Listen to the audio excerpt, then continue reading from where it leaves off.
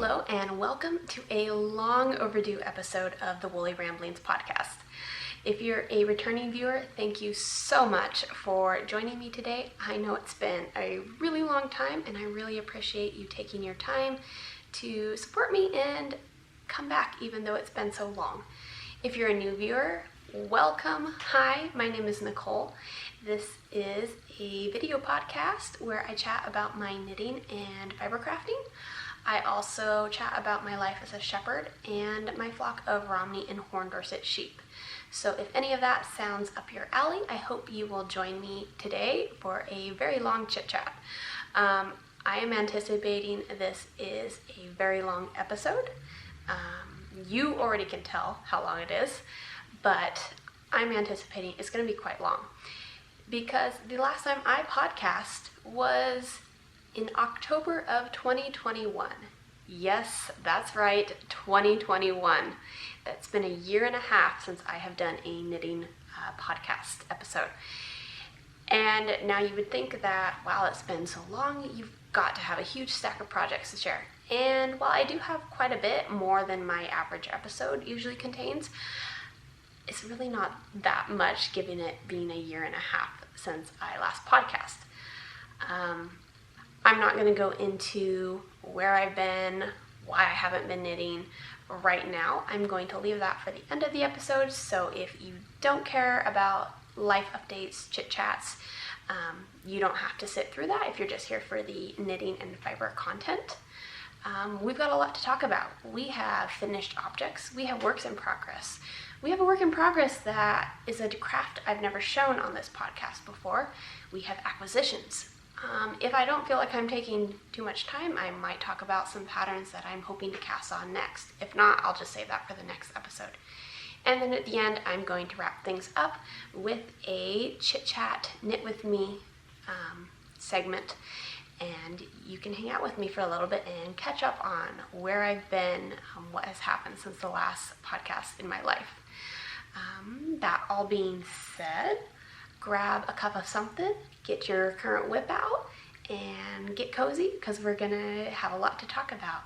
So let's go ahead and start with finished objects.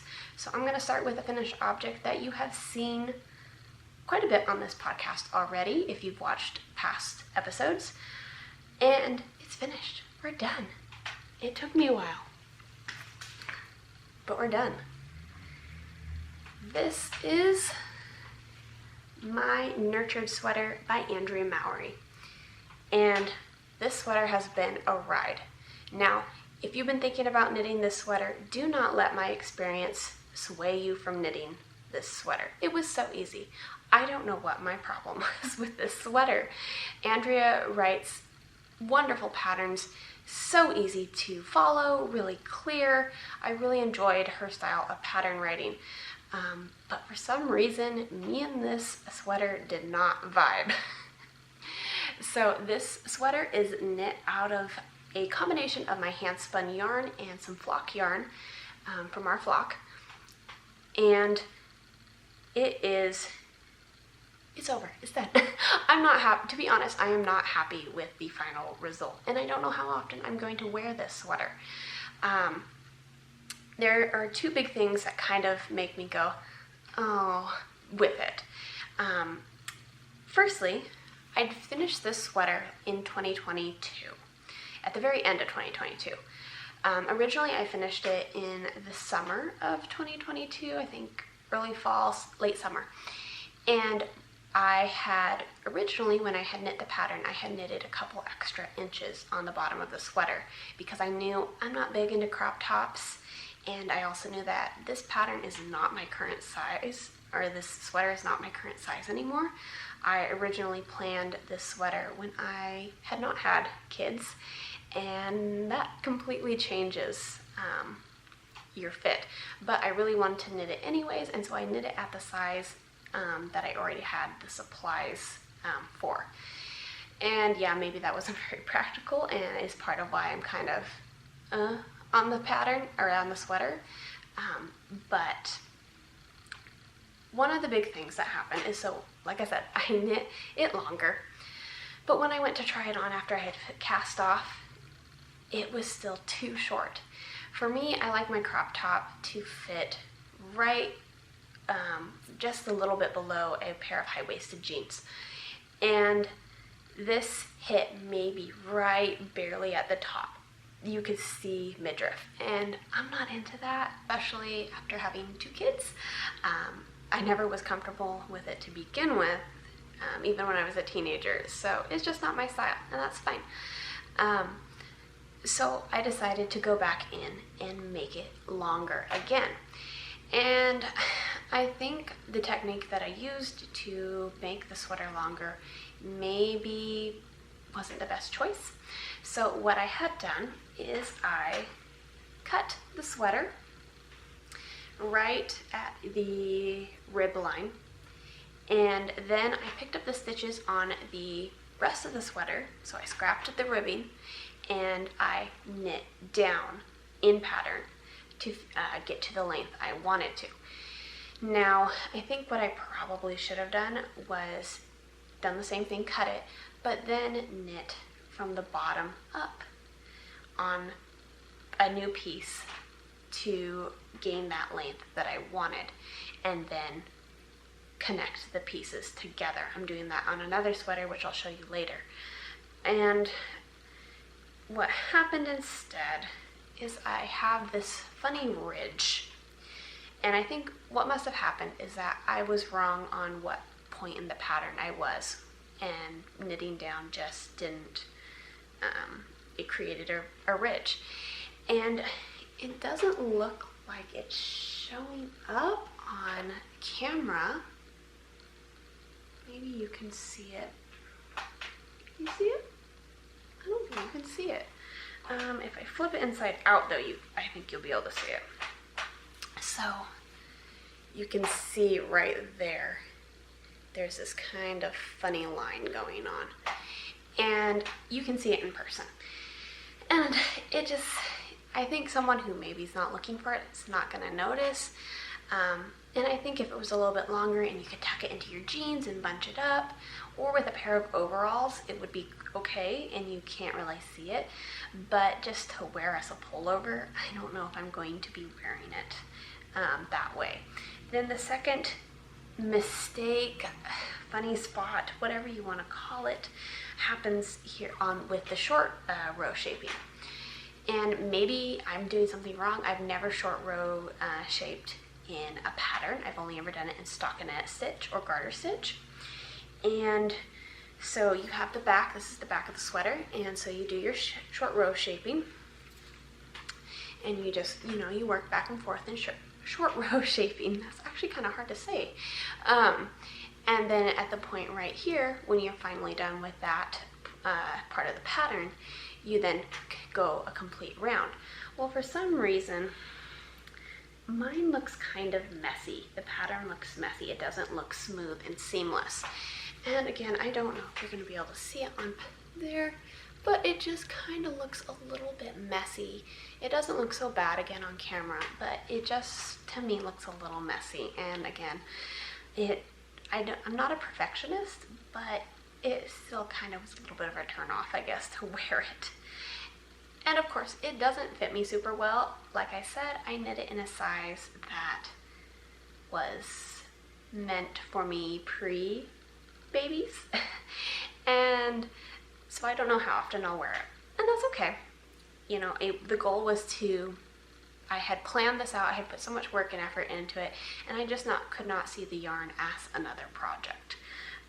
That may seem silly to some, but oh well. So that's this sweater.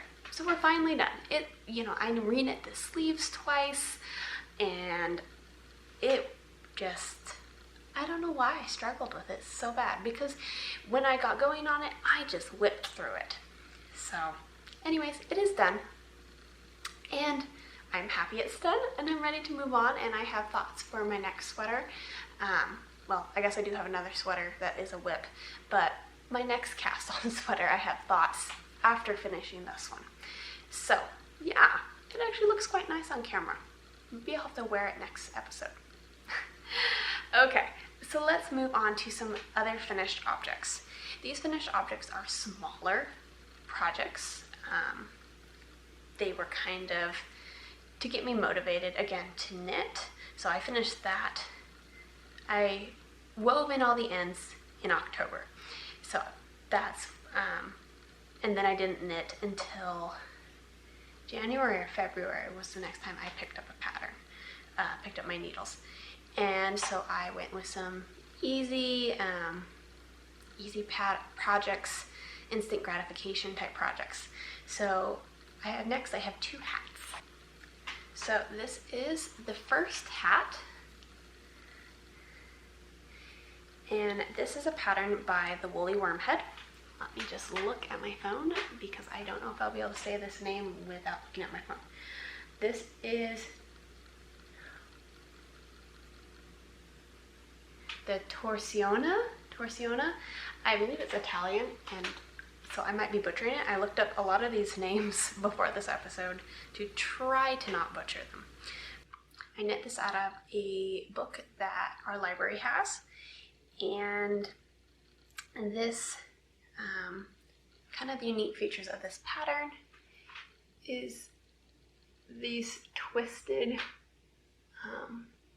almost this angled, I guess, almost ribbing. I guess it's ribbing. Yeah, it's ribbing. And then on the crown, let's see if I can kind of pop this out. This has been worn a whole bunch. So it has this 5-point kind of star crown going on. And this is knit in Bumblebee Acres. I believe their Squishy DK is the base, which is their 75% superwash merino and 25% nylon base. And the colorway is Ride Through the Highlands. It's from their Outlander inspired collection. And this is a hat for my son. Now, it is huge. My son has a really large head. He is 3. And so I decided to knit the largest size. And this is a child's pattern. Now, I think my error is that maybe I did pick too large of a size, but I also think because I use superwash. And superwash has a tendency to be kind of drapey and stretch out. So I didn't even block this. And it now fits my head. So I will put it on so you can kind of see. So this is what it looks like on me. And it has stretched out a lot since I first finished it. It fit my son a lot better when I first got it off the needles. He really loves it though, and it's gonna last him for quite a few years. He calls it his snow hat. You can kind of see the crown there. And this was such an easy knit. It was so much fun. It was really easy. I got it done so fast.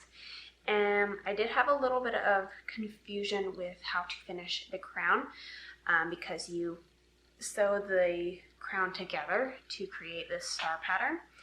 And when I initially Googled the name that was given in the book for how to finish it, I got some really weird technique that just didn't make sense, for this pattern.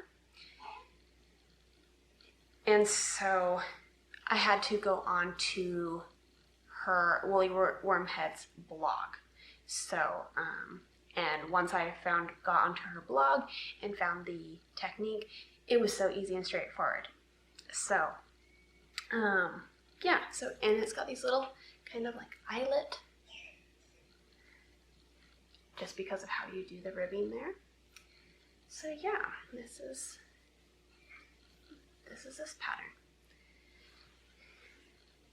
So the next pattern is also a hat, and I couldn't leave my daughter out of the hat knitting, and I hadn't knit my daughter anything at all that was specifically for her, so she had no knitted items of her own. So this is the next hat. This is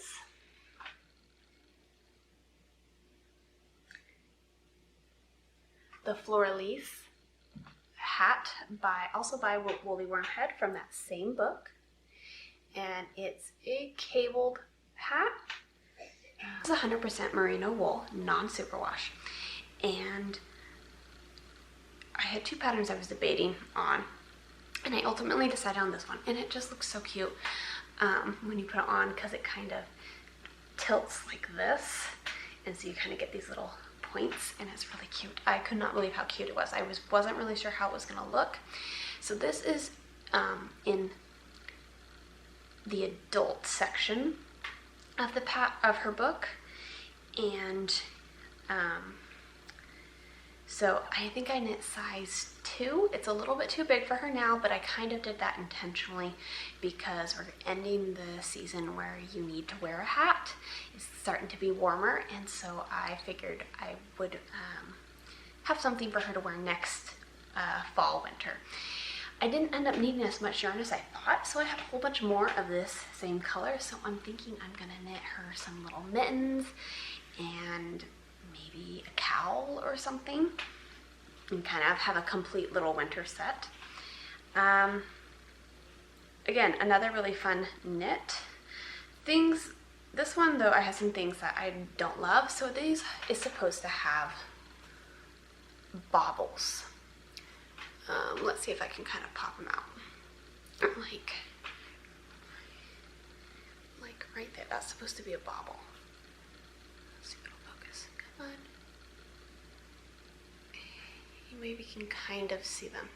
Mine did not pop, and I don't know why. I've done baubles and other things and not had a problem. I don't know if it was just this particular technique that my tension just wasn't right, but they don't pop. And so I almost would have rather left them out completely. Then the other thing that I would have done differently is the crown, how the crown is seamed. It was recommended 2 different types of closing, finishing stitch up there, and Kitchener stitch, and then another one I can't remember. I chose Kitchener stitch, and I didn't even think about it, but it almost makes this stockinette line on the top, and there's no stockinette in this pattern, and it just looks out of place to me and not very smooth. So I would have done that differently. Maybe would have used the other, I mean, there's obviously stockinette on the cables, but it just doesn't seem as seamless to me, since most of the hat is garter. So maybe that's just me. Anyways, I'm really happy with this one. It's super soft, like it's so soft. And I'm looking forward to having her wear it next cold season. So we're on to my very last finished object, which is, let's see, this sweet little pinafore dress for my daughter. Let me button it so you can kind of see what's going on better. This is my most recent finished object. I finished this, I guess about a month ago. This was supposed to be my daughter's birthday dress, which it was. I finished it in time, so she wore it for her first birthday party and also for her first birthday pictures. So that is, I have this all twisted. Okay, do we got this? Okay, we're just gonna go with that. So this is this little dress. It is so sweet. I love it so much. This is the, sorry, I have to look every time. The Mia, I'm just gonna call it the Mia dress pinafore. I'm not sure how to say the I don't remember if it's Norwegian or Danish word for that, but it essentially translates to the Mia dress or pinafore, and that's by Scandi Knit. And oh my gosh, she has so many cute baby and little girl outfits. She also has patterns for like matching doll outfits so that your child can have a matching outfit with their doll, which I think is so sweet. So let's get this up closer so you can see the lace. And then we've got these lovely ruffles. Let's see if I can. And I just love this little dress so much. It is so cute. I've gotten so many compliments on it for both her birthday pictures, and even my husband agreed it was cute. let's see, some things about this pattern. This pattern is originally written in, I believe, Norwegian, like I said, and so there's a few things that are kind of lost in translation. So I knit the 1 year size, and one of the things, there was a couple parts where it's like the translation to English, they forgot to mention the 1 year size and where it belonged, like if you were supposed to follow this number of stitches or that number of stitches. So I actually had to go into the Norwegian version of the pattern and translate it in Google Translate to see what I was supposed to do. I took very detailed notes on this pattern, which I don't do very often, and have them really detailed in my Ravelry project page. So if you're interested in that, you can go take a look. Another mistake I made is that I was supposed to have knit the lace in a larger needle size, and I completely forgot. I did the whole lace panel and then realized I had not gone a size up.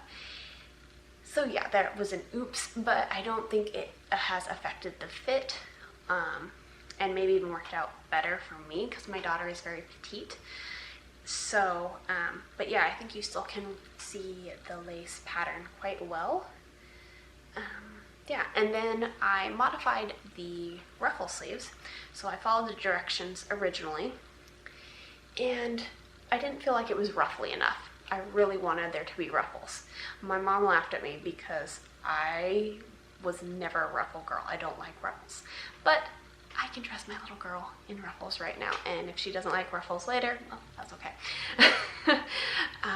So what I did, I think it was supposed to be a 1 yarn over each, between each stitch on here, and I did 2 to get more defined ruffles, and I really liked how it came out. I did have to sew up more open gaps, but that's okay with me.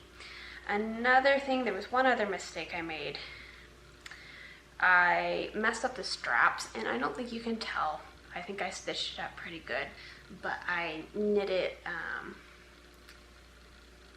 I don't know how to explain it, but I knit it wrong so that the, because these are folded, that the fold was in the front and you could see the gap, and I had to sew the gap up. So yeah, but I'm really happy with how it turned out. I think all those mistakes are really easy to hide type of mistakes,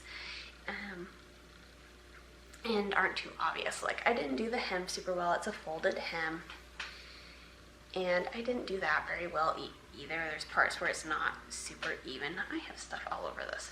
I'm so sorry, in my hair. And so yeah, but I think it turned out really well.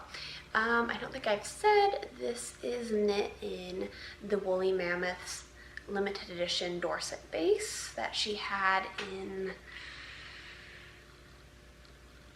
I don't remember if it was 2020 or 2021. But it was somewhere around there that she was doing a bunch of Dorset. She has some, I have some of her other yarn that I plan to knit with. And this is the 100% Dorset base in Indigo 1. And the yarn, I was really surprised because since we have Dorset sheep, I kind of was expecting a certain level of softness. And I was really surprised that the sheep, it wasn't as soft.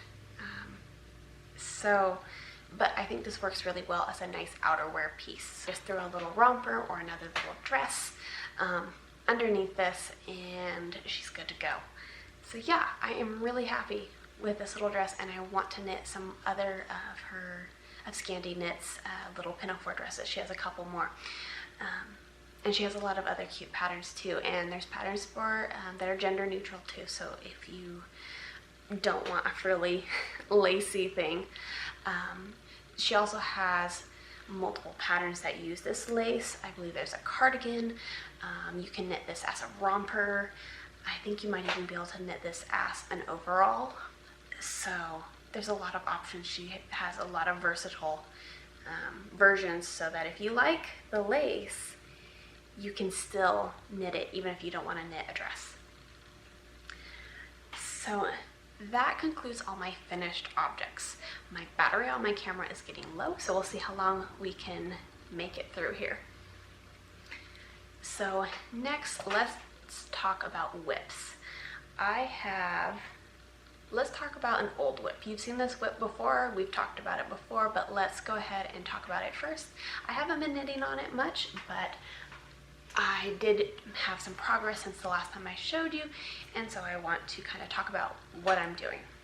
So let's see, I've got a lot of pieces here.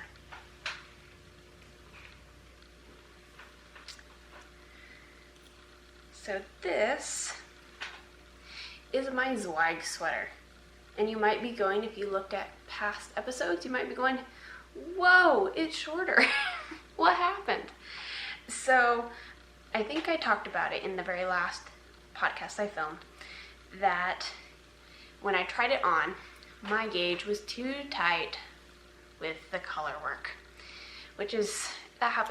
that's really common. And I don't know why I didn't even think about it, but it was too tight. So it this top piece kind of ballooned up and it looked really silly. So I decided I was going to redo the color work. So I did, kind of like my nurtured sweater, I cut it and I ripped all the way back through the color work, and I went up a needle size and reknit this yoke. And it's still not quite right, but I'm happy enough with it and think with blocking that it'll stretch okay, especially since this is super wash, because it's a little tight right here on this first line right here on the top. Now, when I did this though, I ran out of yarn in the contrasting color. So what I had to do is this is all I had left. This little tiny bit.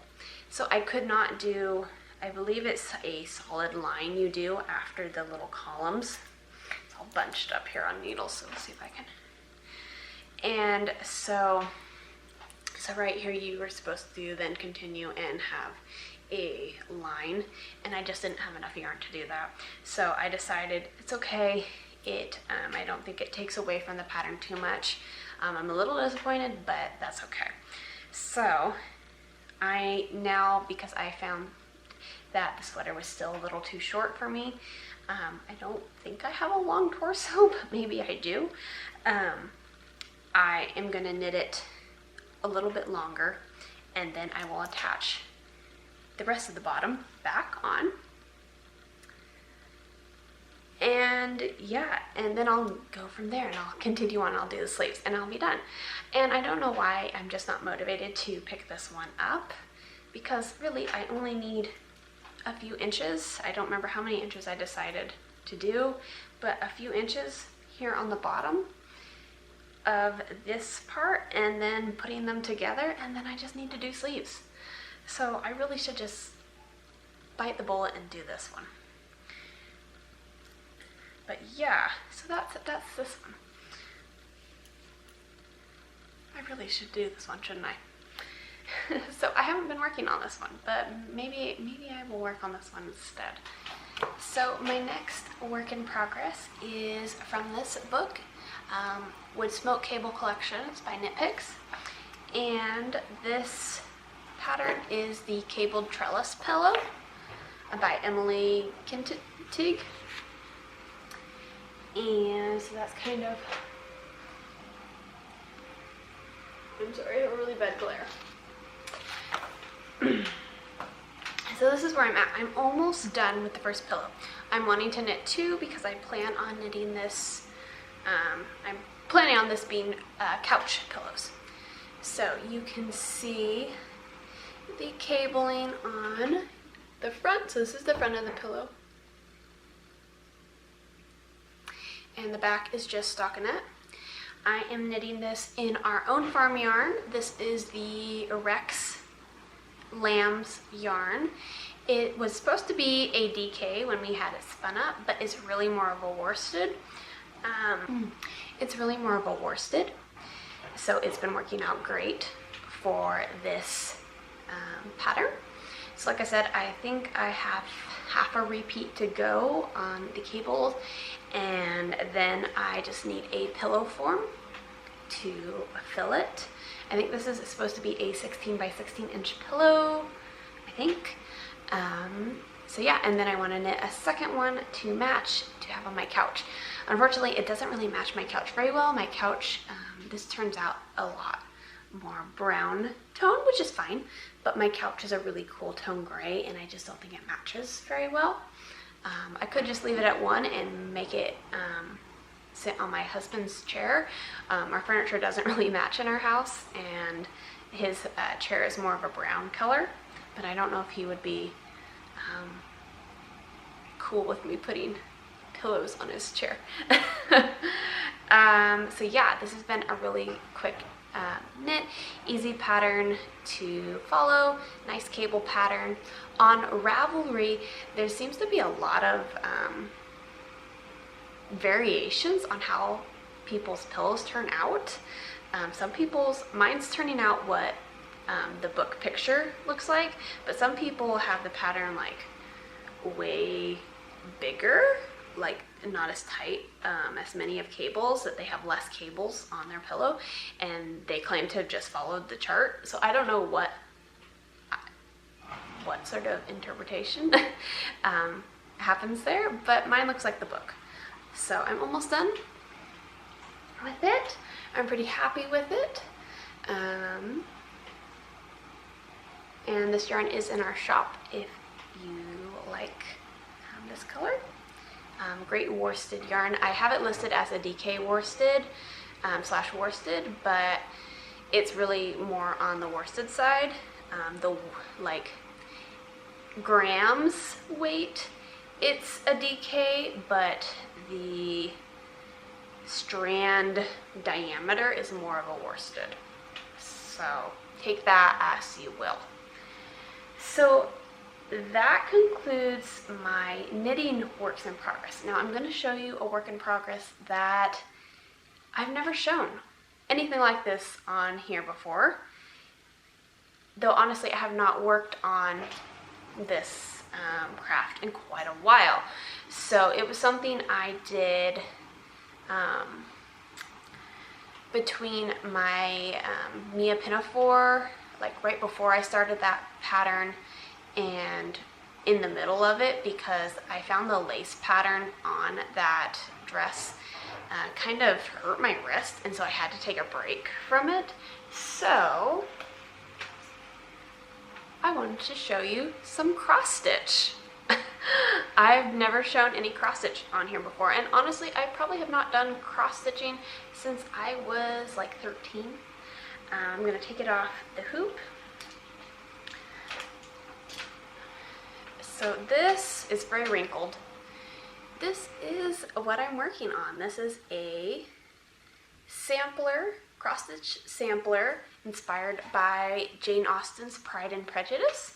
And this is, oh, excuse me. This is a design by Tanya Marie Anderson, and this is from her Jane Austen collection. She's also known as the Sampler Girl. Online, I'm not seeing that she has a lot of her patterns anymore. I think the only Jane Austen one that I am seeing that you can still purchase is Persuasions. I have the Pride and Prejudice one and the Sense and Sensibility one.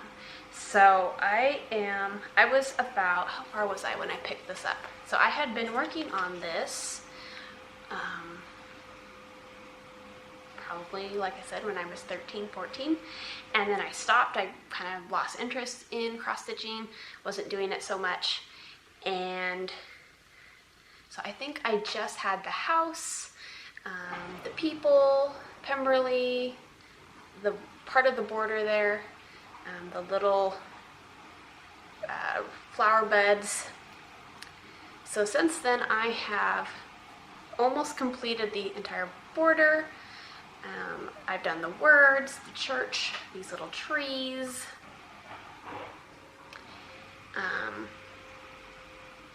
yeah, so right now I'm really close to being done with this. I haven't picked this up in a while, but I thought I would show it to you because I know it's sometimes fun to see other crafts, and it's something I've been working on, so I might as well show you. And technically, I believe, at least when I did 4-H, cross-stitching counted as a fiber arts, I believe.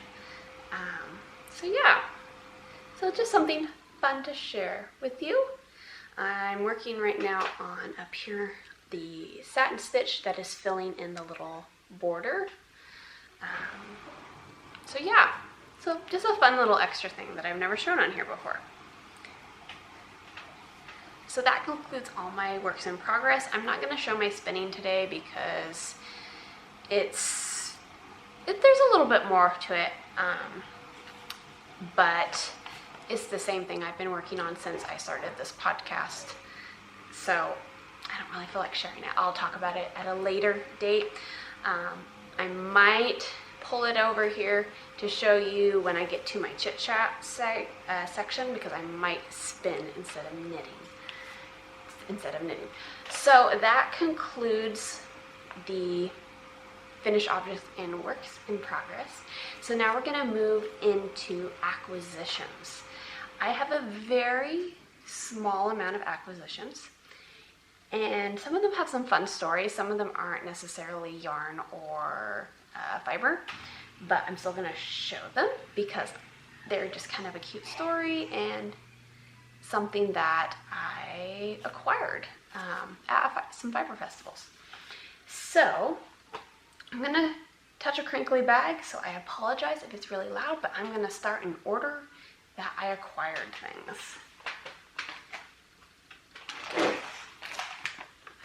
I'm so sorry. So what I'm going to show you first is some fleeces. Yes, I acquired 2 fleeces. I have no business acquiring more fleeces. I have so many fleeces saved, and I need to process fleeces. That should be a goal for this year, is to process fleeces. I love the concept of taking fiber from a raw fleece and turning it into yarn. But funny enough, I love to wash the fleece. I love to spin the fleece. I'm not a big fan of doing the fiber prep, to be honest. And so I tend to be kind of slow. So I have 1, 2, 3, 4, 5, 6, 7, probably about 7 fleeces. Some of them are small fleeces, but most of them are full-size fleeces. And these are full-size fleeces, and I'm talking like each fleece is probably 10, 15 pounds at least. They were big fleeces, but it was a good deal. And it was some fiber that's part of the Shave 'em to Save 'em program. I'm plugging through that really slow, but I still like the idea and want to go ahead and try to follow along with that. I think so today I am actually not filming at home, so I only have samples of the fleeces that I purchased, which, I mean, you really couldn't see a whole giant bag of fleece. I guess I could hold it up for you. So I purchased 2 fleeces. I purchased some Romadale CV and CVM, which are essentially the same thing. Romadale is referring to the white colored breed, and CVM is the California Variegated Mutant, which of course was developed later, and it was essentially the same breed. Now, I'm going to talk more about this breed, I think, later in another episode where we really dive into this. I'm talking about the CVM because the CVM is a American breed. So, and that's kind of different, and I want to talk about that more, as I know, if you're a viewer from outside the United States, you might not be able to get this fiber as easily, and it might be interesting to you. Apologies, my camera is crooked. And even if you are in the US, you might not know that the CVM is a United States breed. So this is what I've washed so far. So let me show you the raw. So this is the raw fleece, some locks from the raw fleece. So you can see it's dirty. But it's mostly dirt. It's not a lot of VM. focus, but it has this gorgeous crimp. My light is blowing out the crimp, but like I said, I think I want to do an episode focusing more on this project. I don't know what I'm going to do for my project, but I am really excited to work on it. And this is some that I've washed up. So it's washing very nicely, so you can see how it's cleaning up. That is nice white fleece. It's got a lot of lanolin, fine wools. Sheep that fall into the fine wool category tend to have a lot of lanolin, and sometimes can be hard to clean out. I noticed after this, I washed some of this earlier this summer, and now I kind of feel like it still has a little bit of grease, so I might run it through the wash again, or I might spin it in a light grease yarn and see how it washes up after it's spun up. I don't know yet. So this is the white fleece, and I purchased these from Shepherdess's Wool, I believe is her name. She is from Klamath Falls, and I purchased this at our small community Fat Lamb Fiber Festival last May. Then this is the CVM. I purchased a Morit CVM fleece. Morit is referring to the brown color, a true brown. There's a lot of confusion out there about brown and black sheep. So you can see that this fleece has lighter tips and a darker base. The lighter tips are what we call sun bleaching. So just like people, if you are, mostly I think I see it with people that are blonde, if in the summertime your hair lightens up, that's the same kind of idea. So the tips of the fleece that are exposed to the sun are going to lighten. And sometimes people see a black fleece that has burnt tips that it'll kind of turn a coppery kind of brown, and they say, oh, it's a brown sheep. It's not, it's a black sheep. She just got some highlights during the summer. And so anyway, so I purchased the Morit, so this is a true brown. I wish I had a black fleece to oh, I guess I have my sweater, my nurtured sweater. So this is a black sheep. This is a true black sheep. So you can see, true brown. She may look a little bit like she has brown hues to her, but she is a true black. This is a true brown. So I'm excited to start processing this. I really want to get on this. Maybe this podcast will give me motivation to get through these fleeces. Like I said, I have no idea what I'm going to make with these, and I have so much of this fleece that I could make a lot of things. So yeah, so that's my fleece acquisitions. Then we're gonna move into some yarn acquisitions. So I'm going in order of fiber festivals that I went to. This next acquisition are these. What order do I want to put these in? I'll do it like that. Is these lovely skeins. Ooh, my light's a little bit bright. I will work on practicing with this light to have more true color, but it's pretty close. This one just looks a little bit more blue than it actually is. So these 4 skeins are some mini skeins from Blackberry Heritage Fibers. I got this at Fiber Fusion in Washington, and this is a farm in Washington, so they're from Granite Falls, Washington, and I fell in love with these colors, especially this trio right here. This is what I fell in love with, and this is 100% Shetland wool and fingering weight. So I purchased 4 because each of these are 1 ounce, and Blackberry Heritage Fibers is a shave 'em to save 'em provider. So you can see I was kind of on a shave 'em to save 'em kick here, and I just fell in love with these colors. It was really funny because one of my friends who had a booth there, she was asking if I was buying anything, and I said, oh, I already bought something, and showed her this yarn. She goes, oh, I thought you dyed that.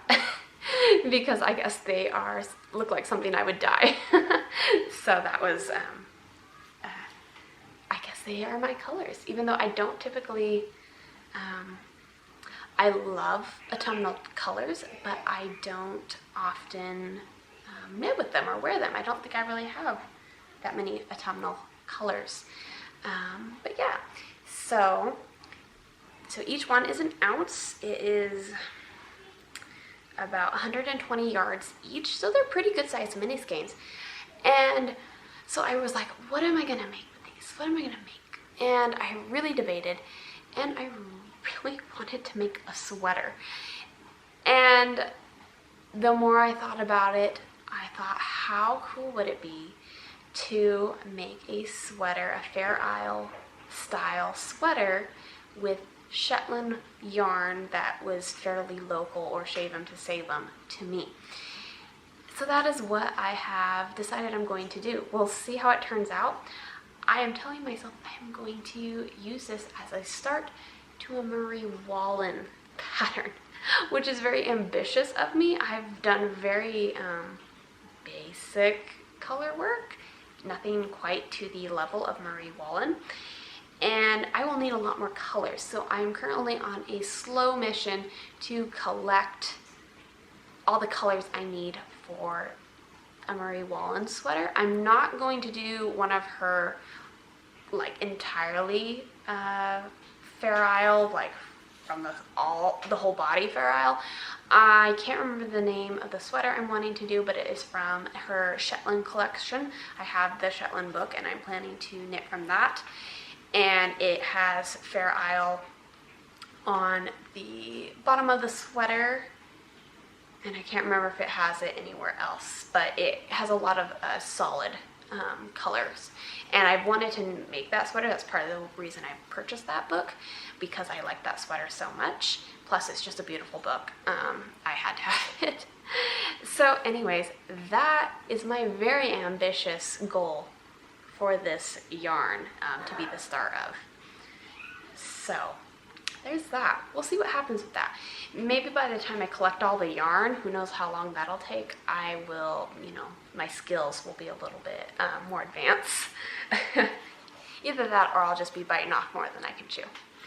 So next I have 2 acquisitions. I am going to start with the one that is yarn, but they have kind of a fun story with them. They're kind of special. And though yarn, I need some suggestions on what to make. Sorry, this is in a bag and it's crinkly. So this very messy skein, and I'll talk about why it's so messy. I'm just going to kind of fold it up. Ooh, it does not look, okay, it's red, but I don't know if it's that red. So this is a mini skein that I got at Black Sheep Gathering, and it wasn't really given to me, more so it was given to my son. And while we were out and about, on Sunday, my son was with us. My daughter was with us both days, because at that time she was really little and she was nursing frequently. But my son, he got to stay with Dad for the days that Dad was off. My husband doesn't work a traditional or isn't off on a traditional weekend, so his days off kind of overlap, which works really great for fiber festivals. So especially this year, he'll get both the kids. Anyways, so on Sunday, there was a lot of walking around, and luckily my mom took over most of that. But when she was walking through the main marketplace area, some lovely ladies asked my son if he would like to pick out a little skein of yarn, so that they had a bunch of colors, I guess, and let him pick out. And red is one of his favorite colors. He loves Clifford the Big Red Dog. So it's obvious that he would have picked the red yarn. Now, it's a mini skein. I'm not sure how many yards it is. I think I counted at one point, but it's pretty small. Unfortunately, he took a pair of scissors to it, which is not great. So there's some strands that are cut, but I don't have anything that really matches it. I think it's a superwash. I'm not sure, because it has no label. And it's a pretty fine fingering weight. So it's pretty fine. And I just don't have any yarn in my stash to pair it with, so I'm not really sure what to make. So any thoughts or ideas for a smallish pattern that a little boy would enjoy? You know, if I had a little stuffy or something, you could knit the stuffy an outfit, a little shirt or something, but I'm not really sure. So I would love any suggestions if you have any. Now, the second acquisition, I believe, actually came from the same booth, but this time I was walking around the booth. And it is this little hat. Here it is, little sheep hat. And this was given to my daughter. So I'm walking through the marketplace with my daughter in her stroller. I think we were trying to get her to fall asleep. And these ladies stopped me and oohed and awed over her and talked about babies and all that type of stuff, and said, oh, can we try a hat on her? And I'm going, sure. And they tried this hat on. So the story goes that one of the ladies knit this hat. Well, her tension was off, and you can feel it's very tight here. And it fits nobody. They tried everybody to get this hat to fit somebody, some small child, and it was supposed to be an adult hat, and it fit nobody. They've been going around all these events trying to find somebody it fit. And finally, they tried it on my daughter, who at the time would have been only like 3 months old, and it fit her head. The body of the hat was huge. It was very much one of those slouchy hats, but it fit her head, and they asked me if they could give it to her, and I said sure.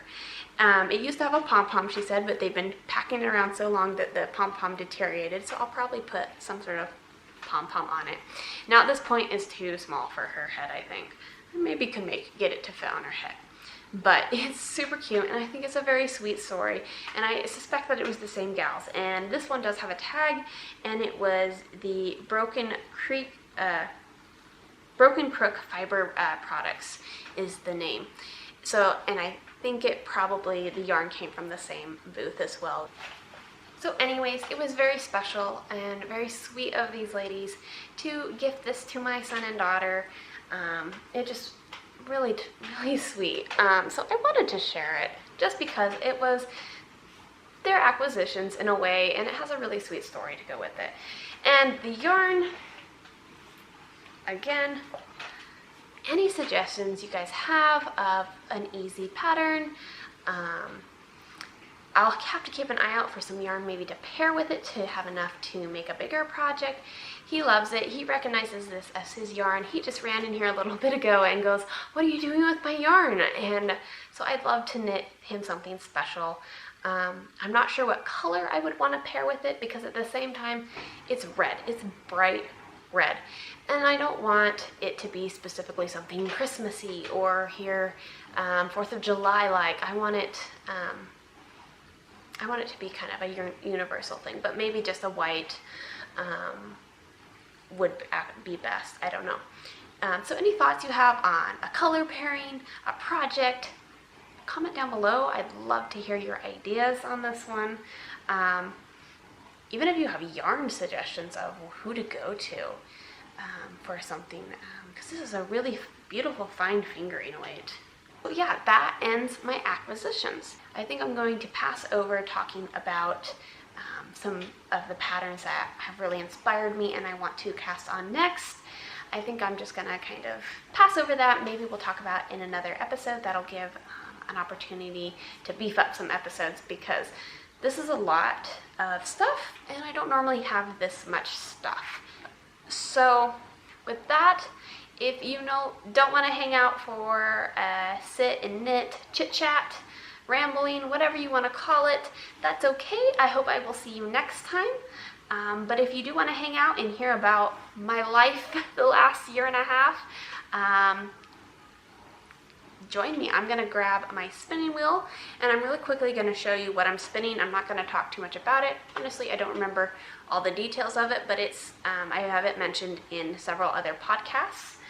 And we can kind of sit here. I'm going to spin and we can chat about where life has taken us, why I've been gone so long, and hopefully you enjoy that. And I'll talk a little bit about what's going on at the farm right now. So let me grab my wheel. So this is what I'm spinning currently. Oh dear. This is just about all I have left. So I really need to sit down and spin too. It's like the Zweig sweater. I just need to do it. And because I did do some spinning on this project in June of last year. So my bobbin's getting fuller. I'm almost done. I think this was only a 2-ounce bat. So I haven't had my wheel set up in my house, and I just need to have it set up, because for me, I feel like if my wheel is out, I'm more likely to sit down and give it a couple minutes of love than if it's all packed away, because then it's too much work to bring it out. But at the same time, I have lots of little grabby fingers and a daughter who's learning to climb, so I don't know. I don't know. We'll see. I need to set it up though. I need to do more spinning. Like I said, I have tons of wool that's going to need to be spun, so I need to get my spinning game on. And I always want to talk about spinning on here, and the entire time I've been doing this podcast, I haven't been spinning. So let me see if I can get set up. I am sorry if this video has been really choppy, because my camera's been dying, children have been running through, and I'm hoping I can get through this chit-chat section with you guys here. I might have to go replug my camera back in again. I'm not being very patient and letting it charge, so that's part of my problem. So where have I been? Last episode I filmed was October of 2021, like I said. My husband and I were on a vacation to Southern Oregon, and for our anniversary. And I was sick. I was very sick. And let's just start there. I was very sick. And that was because I was 4 months pregnant with my daughter. I had not announced it yet. And I didn't end up announcing it until after she was born, at least for my social media pages. And that's just kind of how I am. So I was very sick. And we're not really sure what happened, but we suspect that I might have gotten food poisoning, and that just put my morning sickness into high drive, and I never got out of the morning sickness phase. I had it the entire time.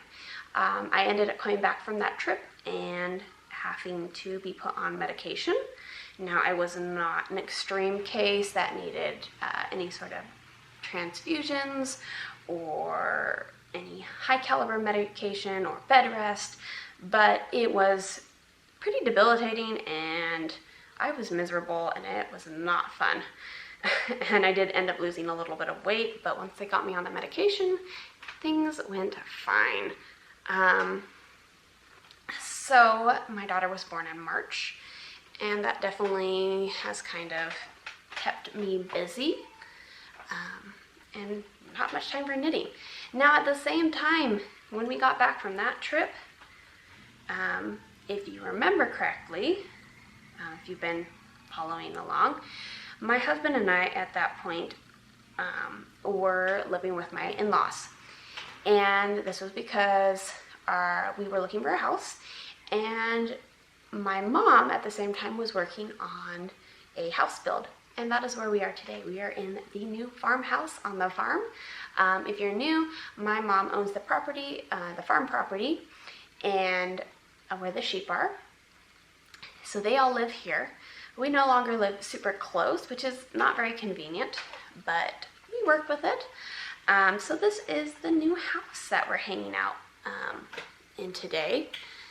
So I hope you enjoy this backdrop. This won't be the backdrop for every video, but I quite like this little hallway she has. I'm sitting in a hallway door and filming this for you guys just because I love the backdrop. I don't have anything quite this pretty at home yet because I haven't done a lot of decorating because baby and trying to just handle learning how to be a mom of two has really kind of overwhelmed me. So, and if you don't know why we had to build a house, I talk about it in some other podcast videos, but we were hit by a really severe ice storm in February of 2021, and when that happened, a tree fell on our house, and it just clipped the edge. It wasn't a really big thing where the tree just fell through the middle of our house, but it did fall on our house. And sorry, I'm trying to get my wheel adjusted. I haven't spun in a while.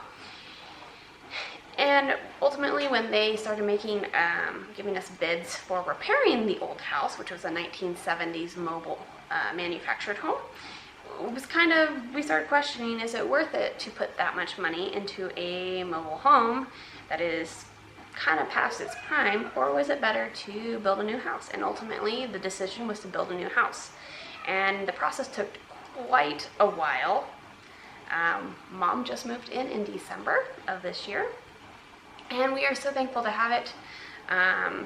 It's been a great place for me when I come down and take care of the sheep, do any sheep chores.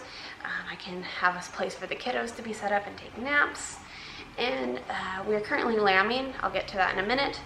But when we're lambing, I've been able to stay here down at the farm so I don't have to go back and forth constantly. So then that leads us back to our house. So in the last podcast, like I said, we were house hunting, and we'd been searching since March is when we started our journey. I don't think we started looking at houses until June, but it was October and we had made offers and not been accepted on several houses, and it was a little discouraging. But when we got back from that trip, we got a message from our realtor. So let's let's rewind back to September. There had been a little house that we had liked up in the western Cascade foothills, and we had made an offer, and we're really excited about this little house. We thought it was the one. We had a really interesting tour of the house. That's a whole nother story, but we made our offer, and on the very last day they were accepting offers, the seller decided to back out and not sell the property. So that was really disappointing, especially when we found out that we would have been the winning bid. After so many disappointments, that was just like, oh, we were so close. Well, end of October rolls around, and we get a message from our realtor saying, hey, that house, they decided to sell it after all, and they're giving first opportunities to those who had bid on it in September. And we said, yes, let's go ahead for it, because we had just had another house we'd made an offer on, and it didn't go through. And so we made an offer, and we won. And we closed on that house on my birthday in December. And it was a project house. It was definitely needed some work. The house needed some paint. My husband wanted to put new floors in, and it wasn't great, and it still is a work in progress. So we spent from December to February, let me grab some more wool, working on this house, painting, putting new floor in. Those were the two big projects we were working on. And finally, February, and we were only able to work in the evenings. We were both going to work, and we would spend a lot of late nights there. And so my creative energy was being completely put towards painting and working on this house. And finally we decided that in February we just need to move in. We'll keep working on projects while we're there. Well, of course that isn't quite what happened. We have a lot of unfinished projects that have been unfinished since we moved in, when we've been living there a little over a year now. And so our little house is a 1930s era house. It's very small. It is under 1,000 square feet. I think it's just under 900 square feet to be exact. But it works, and we're really happy to have something.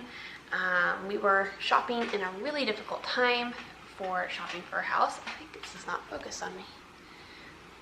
There we go.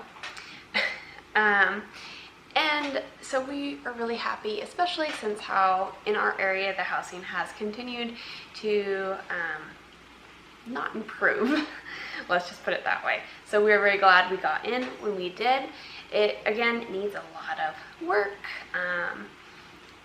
And yeah, we're just thrilled to have our own place. It is a bit of a drive from the farm, and after a year living there, we have kind of talked about how it's not ideal. It's a bit of a drive for my husband for work. And so it's not perfect, but it's a great starter home, and we're gonna put a lot of love into it. But with all of that, you can see that there wasn't much time for knitting. You know, you go from, I think the last time I knitted was in December of 2021, and then we were renovating the house, and then we had a baby, and it just, everything piled up, and I was not knitting. So that's one of the biggest reasons why I had nothing to show, because you can't really have a knitting podcast if you're not knitting or doing any type of craft.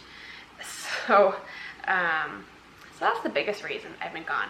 And then when I started getting motivated again at the beginning of this year, it was kind of like, I need more. I need to have more to show. Don't have that much to show. I have one finished object for a year and a half. So I started knitting, and then there never seemed to be time to sit down and film a podcast.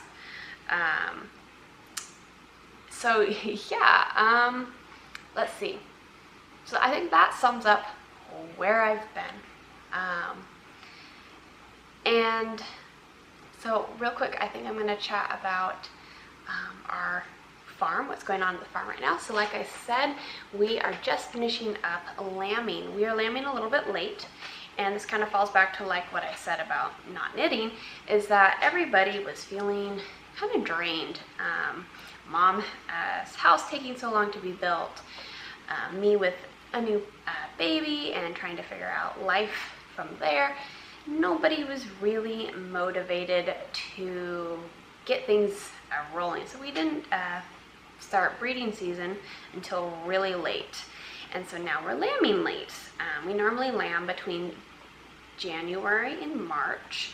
And of course, we are now lambing in April, May. We are almost done. We have, I think, about 7 ewes at this point left to lamb. And like I said, I have been staying at the farm on weekdays. So I'm here 24/7 on the weekdays, which is why I'm filming here. And then my mind just blanked. And then I go home on the weekends when my husband's home, and then we repeat. It's been actually quite a fast lambing season. I think we're on week 3. And the last ewes are kind of, looks like they're trickling out, which is not uncommon. We started out with quite a bang and raced through it the first 2 weeks, and now we're kind of slowly trickling out. So yeah, I hopefully have gotten a bunch of lamb clips to insert in the intro and the outro of this video for you to enjoy. It's a very busy time, and I really actually thought I was going to film this video earlier, but like I said, things went so fast paced with lambing that it just didn't happen. I'm sorry if I'm saying a lot. I am out of practice, as you can imagine, so bear with me. If I'm saying a lot, or I'm sitting here realizing as I'm chatting with you that maybe it's kind of weird I'm spinning, but you can't see me spinning, and maybe that's a little weird. Maybe I should have had the camera back out at this portion. I don't know. If I do more chit chats like this, maybe we can play with that a little bit. And so yeah, lambing is wrapping up, which is great. I'm gonna really quickly mention social media pages. So as I'm kind of wrapping this up, you can find me on Instagram and Facebook as Covered Bridge Farm. Though I will notate, I'm saying way too much. I will notate that I have not been posting. I have not made a post since December or January.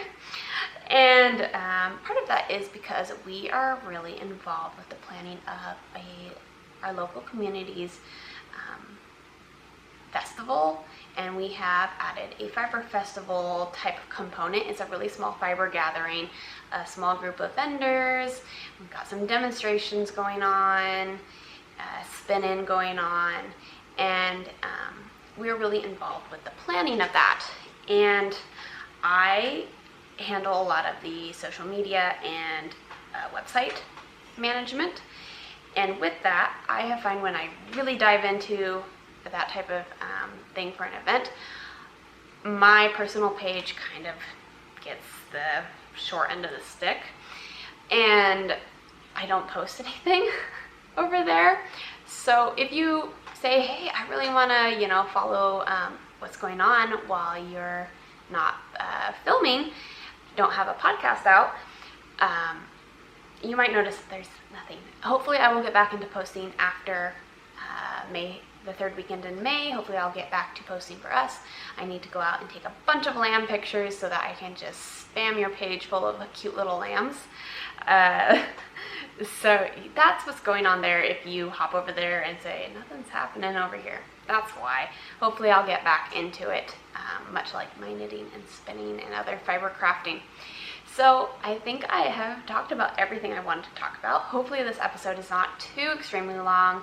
Hopefully it's not too choppy because, like I said, camera keeps dying, kids interrupt, the likes. So hopefully the lighting hasn't been too in and out, and how far I'm zoomed in hasn't been too distracting.